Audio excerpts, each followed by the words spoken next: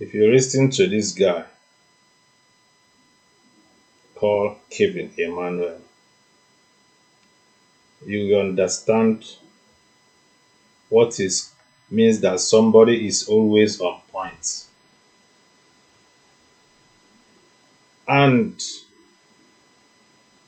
I've been following this guy.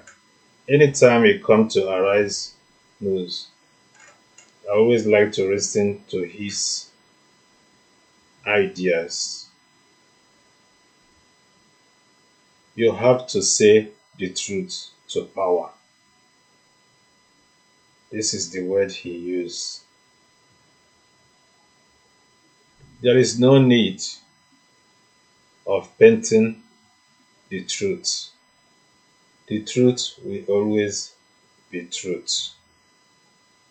Nigeria's system, there is no doubt, was designed to favor some parts of the country.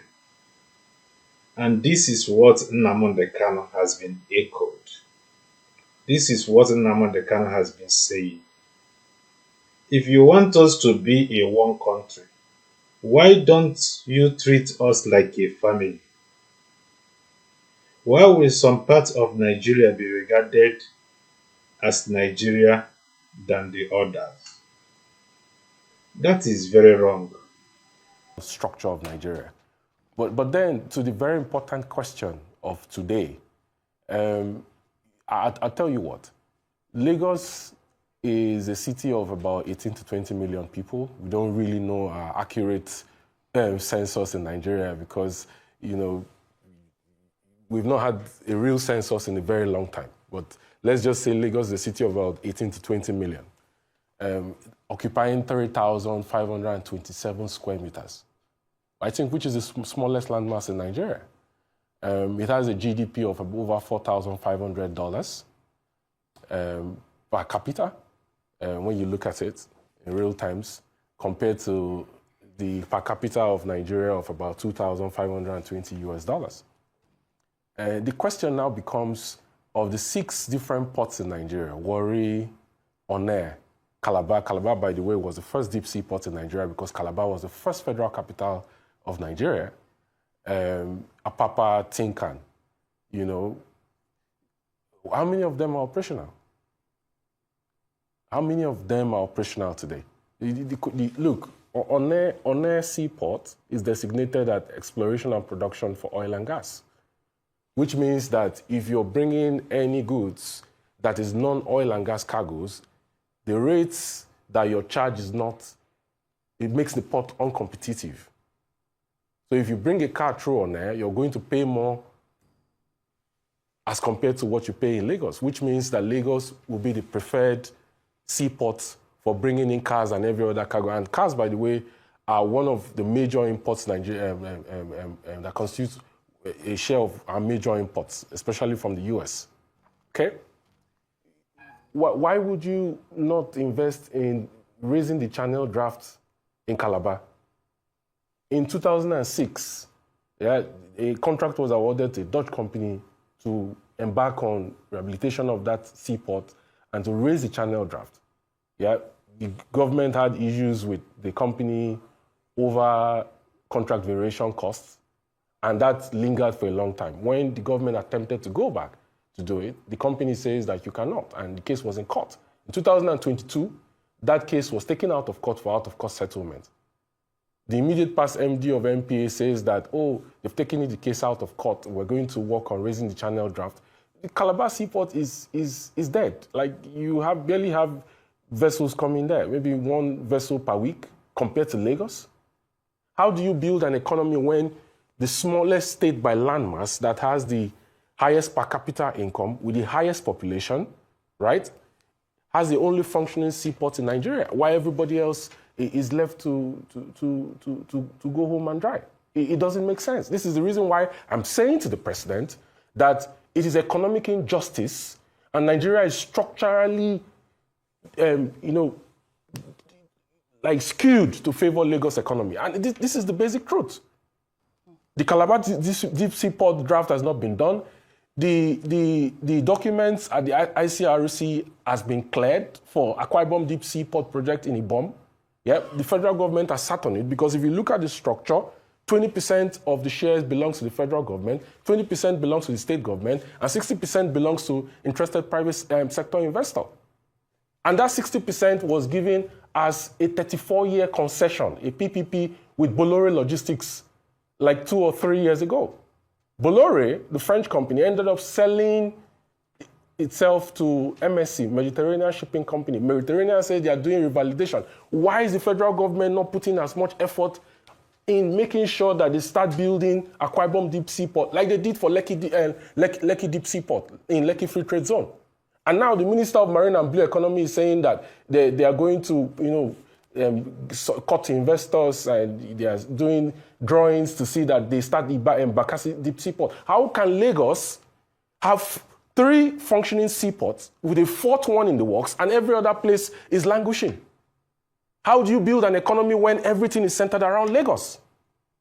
Is it because the Lagos establishment is afraid that if there's an operational seaport in the Eastern Maritime Flank, which geographically is better for maritime operations, you're going to have diversion of port operations from the southeast, the south-south, the northeast to Akwa Ibom? Is it because they're afraid of revenue losses? It doesn't make any sense. We have to say the truth to power. All right. Kevin, you're right. We have to say the truth to power. And thank you for doing that as well. And, yesterday you put out a series of tweets highlighting these issues regarding the Calabar seaport. But you also stated in your tweet about the fact that the Southeast is the only region in the whole of Nigeria that doesn't have a high-pressure transmission pipe for gas running through it. I'd love for you to highlight that as well. And now you've asked the federal government to decentralize port operations to the Eastern Maritime Corridor, so that the Southeast and the Northeast can benefit. Now, why do you believe that this has been so difficult to achieve? Oji, it's interesting you ask this question. And the reason I don't know what the Southeast Governors Forum are doing. I don't know what they discuss when they meet. But there are critical areas that we must address and we must bring to the table as soon as possible. The Southeast, yes, is the only region that does not have a high-pressure gas transmission pipe to take natural gas through it. You have the AKK, the Ajaokuta, Abuja, Kaduna, Kano. There is a second phase of that AKK that goes to Gausu in Zamfara. Now, in that AKK, you have pressure metering and reduction stations in Gwagwalada for Abuja. You have in Kaduna, you have in Kano. And then you're also going to have in Gausu when the second phase starts. That AKK is what the government hopes to extend for transnational gas pipeline through Niger Republic to Algeria, even if I don't think that will be feasible because of the lack of diplomatic relationship between Niger Republic and the Nigerian government in Abuja. Okay? The Southeast does not have a pipe that runs through it, despite the fact that Abia State produces a lot of natural gas. In 2007, Ibe Kachuku designed Nigerian Gas Master Plan. And in that master plan, he put a 121-kilometer pipe that is supposed to extend from Aba to Owerri, to Enugu, to Onitsha, and then to Nnewi. The government says that no, they want to do a TNGP pipe extension from Abia State to Ajaokuta, and the second phase is going to go from Abia State to Enugu to Ajaokuta. That is going to take gas away from the Southeast, not through the Southeast. You need a pipe that extends that, because you need gas for glass fabrication, you need gas for urea, you need gas for power. 40% of the gas that is typically produced every day, either through associated gas that you get when you drill crude oil, yeah, or through non-associated gas fields. It's used for electricity. So how do you want to increase generation and increase feedstock to the Gencos in the Southeast if you don't build a high-pressure transmission pipe? Whose responsibility is it to make sure that this happens? It's the Nigerian Gas Infrastructure Company, which is a subsidiary of the NNPC Group. So my question to the management of NNPC is, why have they refused to commission FID for gas pipes to the Southeast? Why have the Southeast Governors Forum not gotten into a meeting with the president to ask him why the region does not have a gas pipe that runs through it? What exactly is wrong that it seems that there is like a calculated power share between the Northwest and the Southwest, and until every other region in Nigeria gets permission from the Northwest and the Southwest, nothing happens in their region. It doesn't make any sense. How can Mr. President be talking about renewed hope and economic transformation and increase in the per capita income of Nigerians and prosperity for Nigerians about building a $1 trillion economy when everything is centered around Lagos? Somebody imports a 40-foot container from Guangzhou to Lagos, and it will cost him 5 or 6 million naira to truck it to Aba. And you don't expect that he's going to pass on that inflation cost to the people, considering the fact that we don't have standard gauge rail lines that extend horizontally from the southwest to the southeast. It's marginalization, economic marginalization. And we have to speak truth to power. Lagos generates revenues equal to what 26 states in Nigeria generates. 26 states in Nigeria, which means Lagos is the most viable economy. Okay? If you want to decentralize port operations, I'll give you an example. The proposed capex for the Ibom Deep Sea Port is $4.6 billion. The share capital contribution of the federal government is about $920 million. The capital contribution of the Akwa Ibom state government is about $920 million. The capital contribution of the private sector investor, which was Bolore, that got a 34-year concession for the ports to build, operate, and manage, is $2.7 billion. How do you raise financing for the project? Afrexim will gladly put up counterparty funding for this Akwa Ibom state government. Akwa Ibom state government can go to the debt capital markets and raise a state government bond to finance its own share. Akwa Ibom state government has a lot of liquidity because it has 13% derivation. It has a huge share from FAC because it's an oil-producing state. The federal government can also get Afrexim to finance its own side of the capital contribution for the project. These are the kind of projects that the government is supposed to be borrowing for, not to borrow to refinance existing debts, or to borrow to pay salaries, or to borrow to fund the expensive lives of politicians in Abuja. You invest in capital projects that will generate revenue and create jobs for the people and improve their standard of living.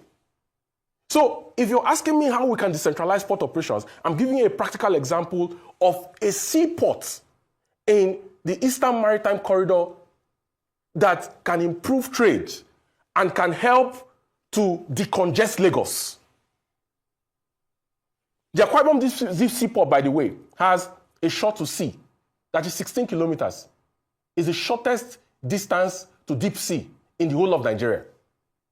Shorter than Lagos, shorter than what you have in Lekki, shorter than Apapa, shorter than Tinkan, shorter than the proposed Badagry Deep Seaport.